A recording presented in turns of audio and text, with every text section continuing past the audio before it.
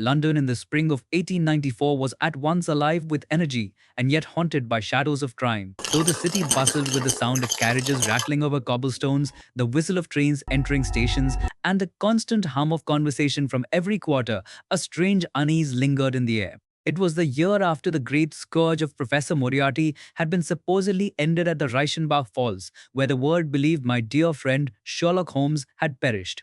I, Dr. John Watson, had long since resigned myself to mourning him. My medical practice occupied my days, but my nights often returned to memories of our adventures, mingling maybes and adventures. And so it was, on an ordinary April evening, that the extraordinary returned to me in the most startling manner imaginable. What a weary day it has been, I muttered to myself as I turned the key to my modest Kensington char. Consultations from dawn till dusk, and not a single spark of excitement to quicken the pulse. How Holmes would have scoffed at such dull routine. I had scarcely hung my coat when a knock came at the door. It was not the hesitant tap of a patient, but rather a brisk, confident rapping that carried with it authority. I opened the door, and there stood a man stooped with age, clad in rags of a common workman. His bent back and trembling hand bespoke infirmity. Please, my good fellow, I asked kindly, what is it you seek at this late hour? Beg pardon, doctor, the man croaked, but might I trouble you for the time? I glanced at my watch. It is 7:30, I replied. And in that instant, the stooped figure straightened to his full height, cast off the trembling mannerisms, and with a swift movement removed the disguise. My heart leapt to my throat. Good heavens, I cried, nearly stumbling backward. Holmes, can it truly be you? My dear Watson, came the calm, familiar voice that I had believed forever silenced. I trust I did not startle you overmuch. Startle me? You nearly unseated my very reason. I thought you dead, Holmes. The world thought you dead. Hmm. Ah, yes. A small oversight, perhaps, on my part, he said with that slight ironic smile I knew so well. But given the nature of my enemies, concealment was imperative. I confess, my knees grew weak, and I was obliged to sit lest I faint outright. The sight of him, tall and spare, his hawk-like features illuminated by the lamplight, stirred in me an emotion that words can scarcely describe. Holmes, I gasped, you must explain yourself. How in heaven's name do you stand before me when I saw with my own eyes the falls at Reichenbach? Patience, Watson, patience. I shall unravel the skein for you in due course. But first, might I trouble you for a pipe and some tobacco? It has been many months since I enjoyed the comfort of Baker Street's familiar haze. My trembling hands provided what he asked, and soon the room was filled with that blue wreath of smoke, so inseparably connected with his presence. He sank into the armchair opposite mine with a sigh of satisfaction, as though no time had passed at all. It is as though we had parted but yesterday, is it not, Watson? To me, Holmes, it feels as though an age has gone by. My wife has passed from this world, and I have grown older and wearier. Yet here you are, unchanged, indomitable.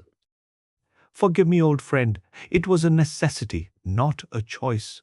Moriarty's web was far-reaching. I had no doubt that, had it been known I survived, his agents would have continued their pursuit until my work, and perhaps your own safety, were undone. He leaned forward, his keen eyes catching the lamplight.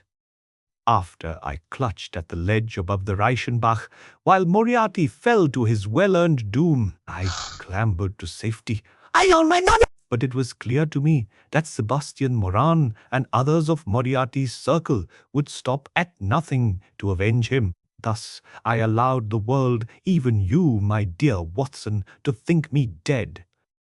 But where did you go? How did you live? I became a wanderer, Watson. Tibet first, where I studied the mysteries of the Lamas.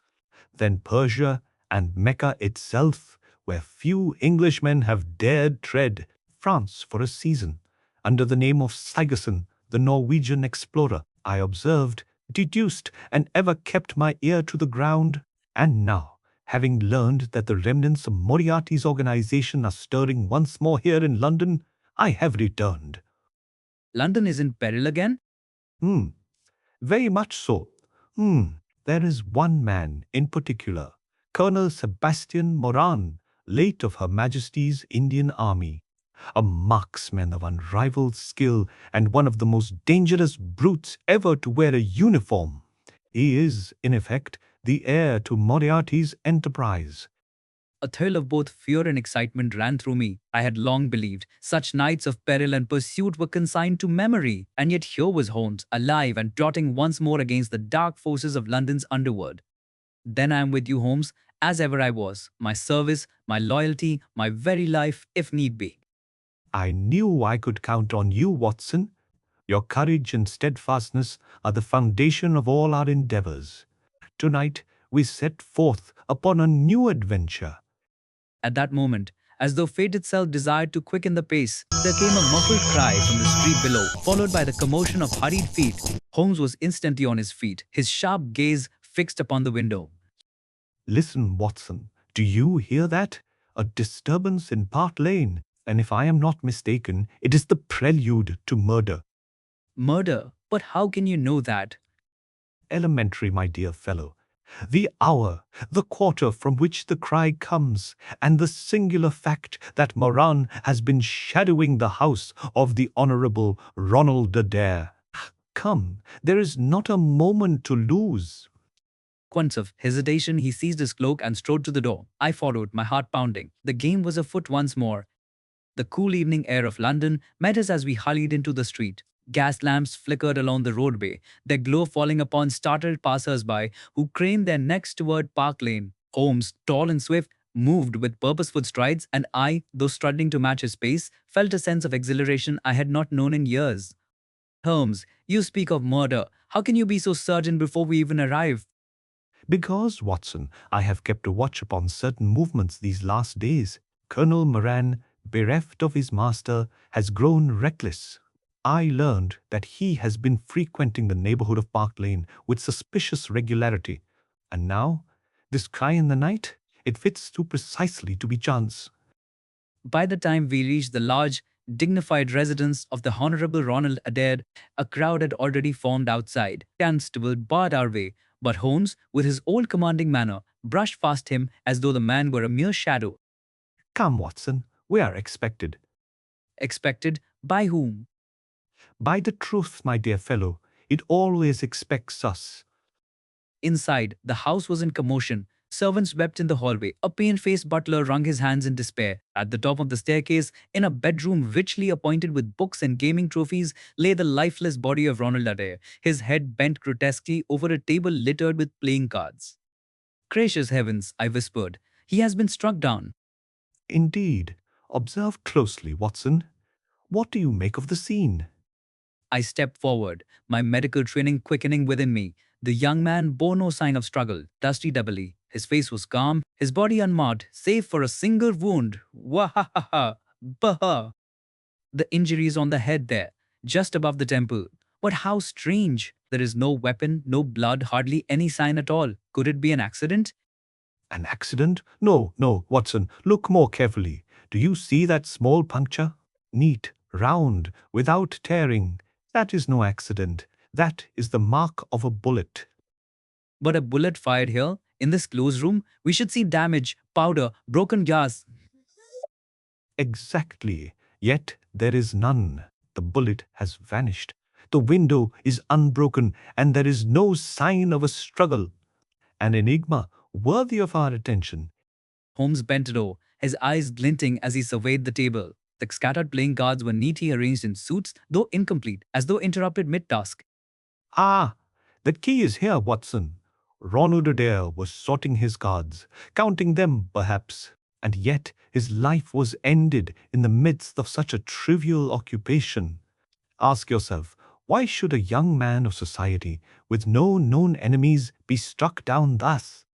It's horror of perhaps robbery, yet his wallet and watch lie undisturbed. Quite so. No robbery. Something subtler.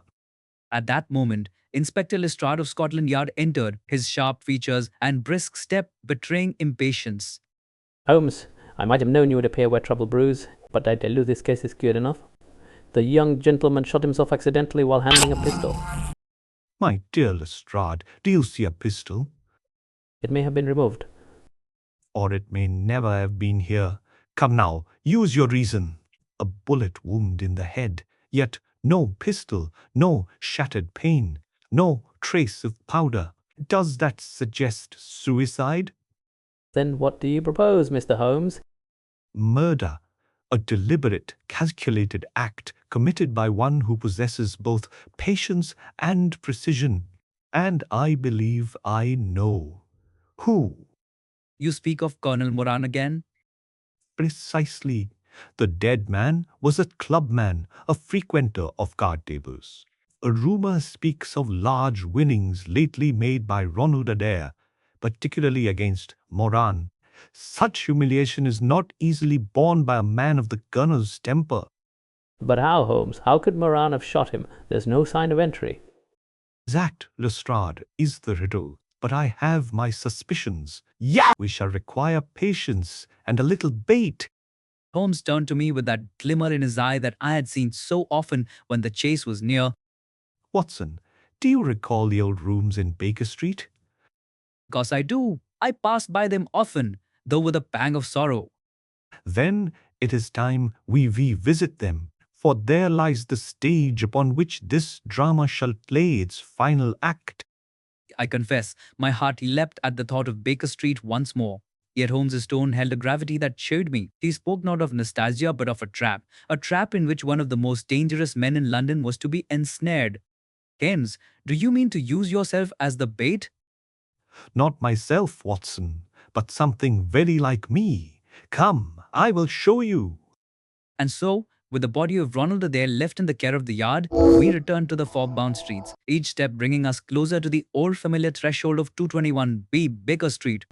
Yeah, the hansom rattled along the gas-lit streets, bearing us toward Baker Street. The familiar turn into that quiet thoroughfare stirred emotions within me that words can scarcely capture. How often had I, in days gone by, hurried down that same road to find Holmes immersed in pipe smoke, test tubes, or the latest scrap of news from Scotland Yard? Yet tonight, a sense of peril hung in the air, for we were not merely returning home, we were walking straight into the jaws of our adversary. Holmes, you spoke of bait. Surely you do not intend to place yourselves before the rifle of Colonel Moran? Hop, you mind out. He is, by your own account, the finest shot in London. Your concern does you credit, Watson, Holmes replied coolly. His long fingers steepled as he leaned back in the cab. But fear not, I have no intention of presenting my breast to his sights. Rather, we shall give him a target of another sort, one both tempting and illusory. Illusory? You shall see in a moment. The cab drew up before 221B and we mounted the familiar steps. Mrs. Ubley's steps. Hudson, dear faithful soul, met us in the hallway with such a look of astonishment and relief that she nearly swooned. Mr. Holmes, bless my heart, it cannot be. I thought you gone forever, sir. Alive and well, Mrs. Hudson, though much beholden to your loyal care of these rooms. Now, pray compose yourself, for there is serious work ahead. I trust you will forgive me if I trespass upon your forbearance once more. Anything, sir, anything. Only do take care. With that, she withdrew, her eyes glistening with emotion. Holmes led me swiftly upstairs. The sitting room appeared exactly as I remembered. Its dust motes drifting in the lamplight, the Persian slippers still upon the mantel, the chemical table littered with retorts. Yet in one respect the room was altered, and it was this alteration that explained Holmes's plan. Good heavens, Holmes, what is that upon the chair? There, seated with head bowed in thought as though pondering the morning papers, was none other than Sherlock Holmes himself, or so at first my startled eye believed. A fair likeness, is it not? A simple wax effigy placed in a natural pose. Observe how the lamplight throws the shadow just so, making it appear lifelike from the street below. A decoy. Precisely. Moran will think he has me in his sights. He shall lie in wait across the way, confident that I sit unsuspecting at my old post. And when he takes his shot, then we shall know both his guilt and his weapon. Holmes, this is devilishly dangerous. What if he discovers the ruse before we can act? That is why, my dear Watson, we shall not remain here. Instead, we take our station yonder in the empty house across the street, which affords a perfect vantage point. Come. Thus it was that we soon found ourselves within the deserted dwelling opposite 220B. The house, long untenanted, bore an air of neglect. Dust lay thick upon the floors, and cobwebs hung like draperies from the corners. Yet from the upper window, through a gap in the curtain, we commanded a clear view of Holmes's waxen double, bathed in lamplight, sitting motionless in the familiar chair. Kemsey, it is uncanny, Holmes. From here, even I could swear it were you in the flesh. Excellent. Then Moran's eyes shall be equally deceived. Now we wait, Watson, wait and listen, for the hunter soon comes. The Z. And so began that vigil, one of the most tense and extraordinary of my life. The night deepened, the hum of London dwindled to silence. We crouched in the gloom, scarcely daring to breathe, while across the way the figure of Holmes sat still as death. How long must we remain, Holmes? I whispered after what seemed an eternity. Until the snare tightens, Watson. Patience is the ally of justice. The hours crept by. My nerves tingled with strain, and more than once I fancied footsteps or shadows where none existed. Cash was gone. Then, at last, Holmes touched my arm. There by the garden wall. Do you see it? I peered through the gloom. A dark shape flitted silently, then paused, crouching with the stealth of a panther. Slowly, deliberately, the figure raised some long instrument, its barrel gleaming faintly in the lamplight. A rifle. Not a rifle, Watson. Look more closely. That, I believe, is a specially constructed air gun, unique and known to me as the work of von Herder, the blind German mechanic. No ordinary firearm could discharge a bullet so silently. It is Moran's weapon, the very one that slew Ronald Adair. My heart pounded as the dark figure steadied his aim upon the waxen effigy. The silence was dreadful. Then came a faint hiss, a puff of displaced air, and the figure in the window remained motionless. He has fired. And missed, though only because his target is not of flesh. Now, Watson, the time is ripe. Come swiftly, but silently. We crept down the staircase of the empty house, crossed the street with stealth, and stole into the shadowed garden where the assassin crouched. He was a large, powerful man, his shoulders squared, his mustache bristling. He bent over his weapon, reloading with mechanical precision. Now, Watson. Together we sprang forward. Holmes's hand seized the man's collar even as I grasped the stock of the weapon. The fellow whirled with a snarl of rage, his strength formidable. You dare lay hands on me? Stand back, or by thunder, I'll strike you dead. Your game is over, Colonel Moran. We have caught you in the very act of attempted murder. With a tremendous effort, the man sought to hurl us aside, but Holmes's wiry grip was like steel. I added my own strength, and between us we bore him struggling to the ground. Holmes, he fights like a madman. Hold fast, Watson. He shall not escape us now. At length, with a final heave, we overpowered him, wrenching the deadly weapon from his grasp. Holmes, breathing hard but triumphant, stood above our captives. Oh, so ends the reign of Moriarty's last lieutenant. The snare has closed, Watson, and London breathes more freely tonight. Yet the drama was not quite ended, for Inspector Lestrade, alerted by Holmes's discreet summons earlier that evening, arrived at that very moment with 2 constables. They stared in astonishment at the sight of Colonel Sebastian Moran, the notorious hunter and duelist, pinioned upon the floor like a common criminal. Good heavens, Mr. Holmes, you've done it again. Is this truly Colonel Moran?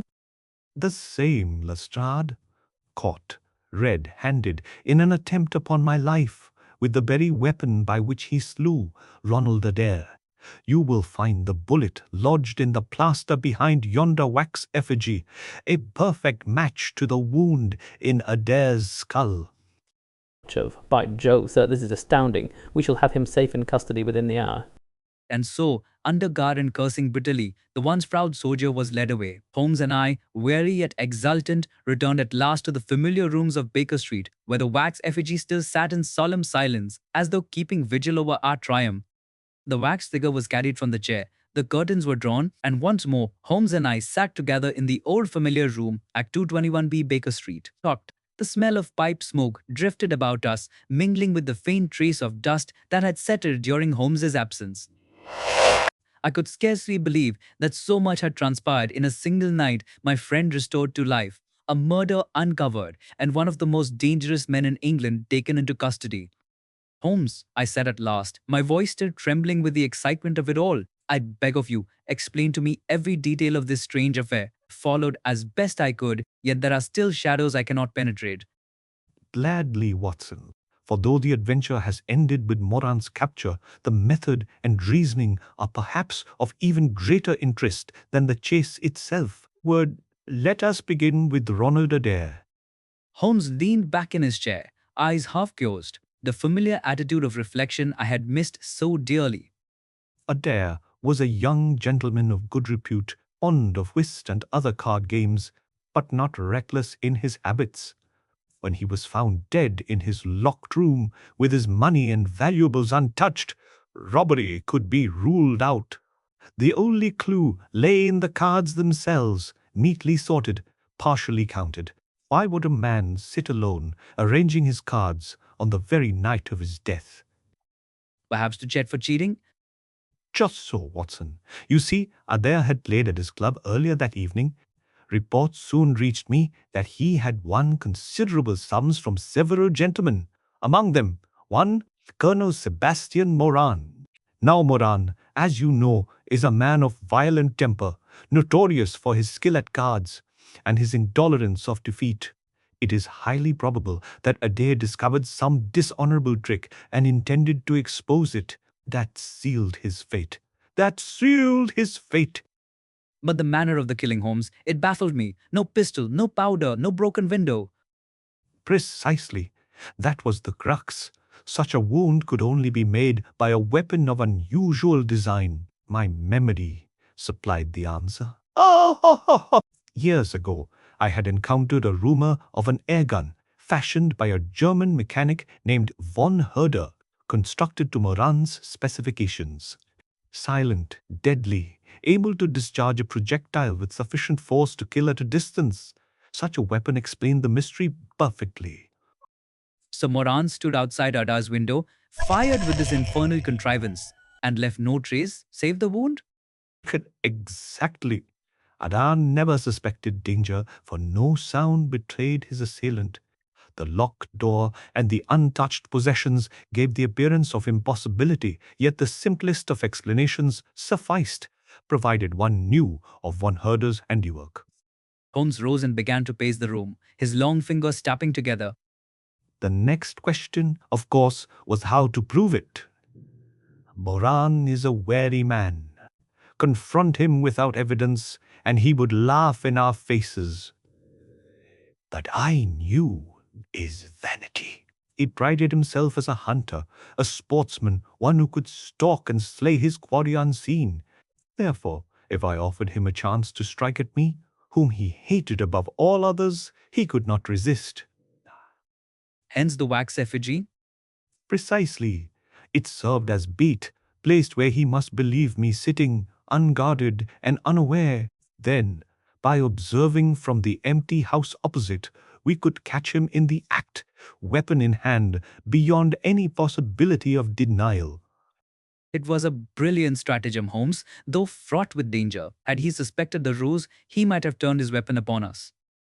True, Watson, but risk is the constant companion of justice. Besides, I counted upon his overconfidence. Men like Moran think themselves hunters, but pride blinds them to snares. Holmes paused before the mantel, gazing into the fire as if the dancing flames reflected the tangled webs of crime he so often unraveled. Thus, you see, my dear fellow, the chain of reasoning was complete. The motive, revenge, and fear of exposure. The means, the silent air gun. The opportunity, the unguarded window. All that remained was to spring the trap. And now he is safely in custody. What fate awaits him? Lestrade will see to it. An open trial, a conviction, and the gallows most likely. Yet even were he not condemned, his career is at an end. Moran, Once the terror of the jungles and the gaming table shall be remembered only as the last desperate disciple of a fallen master. I sat silent for some moments, reflecting on the strange twists of destiny. Holmes, whom I had thought lost forever, stood once more beside me, his genius undimmed, his spirit unbroken. London, which had seemed greyer, duller since his absence, glowed once more with possibilities. Holmes, I said softly, tonight I realized anew how much I have missed these adventures. My practice may be useful, but it lacks the fire that burns here in Baker Street. If you will have me once more, I should like nothing better than to resume my place at your side. My dear Watson, Holmes replied, his eyes softening, there is no man whose company I value more. The work may be solitary in thought, but it is immeasurably enriched by friendship. Yes, Watson, the old partnership is restored. The game is afoot again. At that, he struck a match, lit his pipe, and sent forth a plume of smoke that curled toward the ceiling like a banner. Outside, the bells of St. Steen's Badger of Sing, Mary's tolled midnight, and all London slumbered, unaware that in one quiet room the guardians of justice had taken up their watch once more.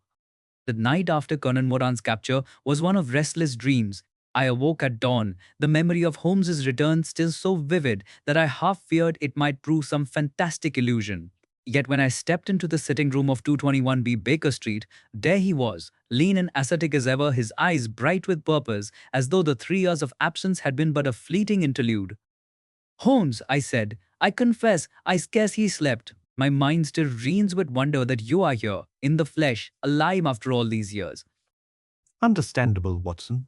A man cannot return from the grave without disquieting his friends. I assure you, I am quite solid and intend to remain so for some time. He smiled faintly. Ha ha ha ha! Though there was in his expression that old touch of irony, as if life itself were a puzzle he alone had the measure of. And yet, Holmes, I must speak plainly. Did you not think it cruel to leave me, and all who loved you, to mourn your death without word or sign? Cruel, perhaps, but necessary. You know how relentless Moriarty was. His fall at Reichenbach ended the head of the serpent, but many Goyles remained. Had they known I survived, not only my life but yours and Mrs. Watson's would have been forfeit. Secrecy was the only shield. My wanderings were less exile than strategy. Then I cannot reproach you, though the wound was sore. Still, Holmes, I thank Providence that you are restored. As do I, Watson, and let us not dwell on what is past, but rather on what lies before us. The city teems with riddles, crimes, and intrigues. My absence has given them headway, but together we shall broom back the growth of villainy. As he spoke, he opened the morning's Times, and his eyes skimmed the columns with the eagerness of a hawk scanning a field. I could not help but marvel. Others saw mere lines of print. To Holmes, every advertisement, every police notice was a clue, a thread to be followed. You waste no time, Holmes, already hunting another case? Merely surveying the landscape. Ah, see here, a burglary in Clerkenwell. Common enough, yet perhaps not so common if one observes the curious timing. But that must wait. Our present satisfaction lies in the undoing of Colonel Moran. His mention of Moran brought to my mind the scene of the previous night, the powerful soldier, once admired in drawing rooms and clubs, reduced to a desperate criminal snarling in the grasp of justice. Holmes, do you think he acted solely from fear of exposure at cards, or was it deeper, some burning hatred of you? Oh, Watson, Moran feared disgrace, for Adair had discovered his cheating. Exposure meant ruin, but hatred of me gave the spark. I was the slayer of his master, the destroyer of his criminal fellowship. To strike me down would have been to vindicate himself in his own twisted pride.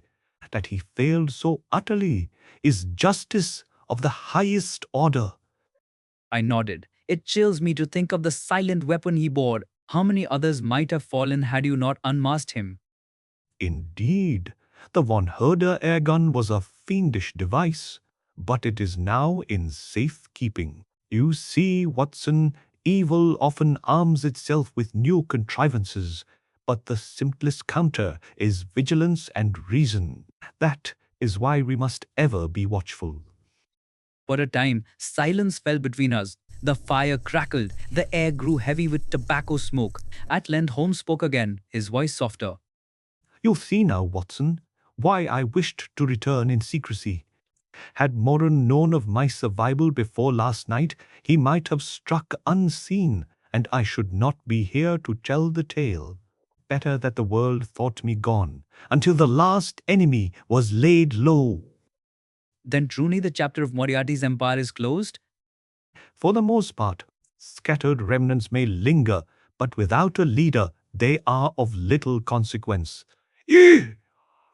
Moran was the last great shadow. With him in chains, London rests easier. Felt a weight lift from my heart. For 3 years I had believed Holmes lost, and with him a measure of justice lost to the world. Now, with his return, it seemed as though a balance had been restored.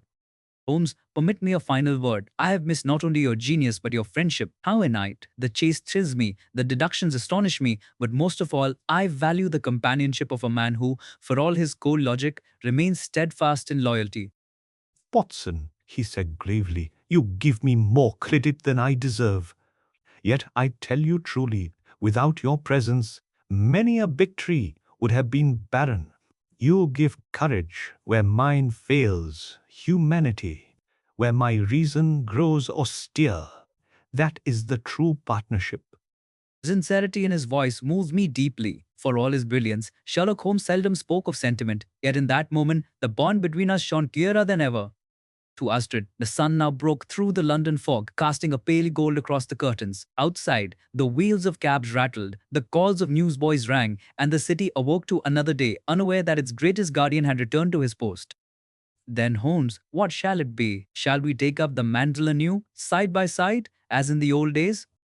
Indeed, Watson, there are always new mysteries, new evils, new puzzles for the keen eye.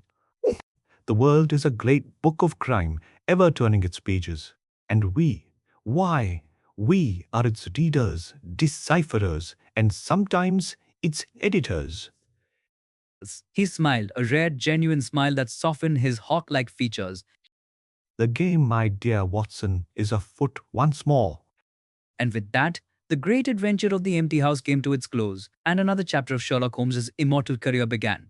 For me, John H. Watson, it was not merely the solving of a crime, but the restoration of a friendship and a calling. In the quiet of Baker Street, I knew with certainty that life's dull routine had ended, and the thrill of shared purpose would carry us forward once again. Thus ends the tale of the empty house, wherein death was avenged, villainy unmasked, and the world made whole by the hand of the most singular man I have ever known, Mr. Sherlock Holmes.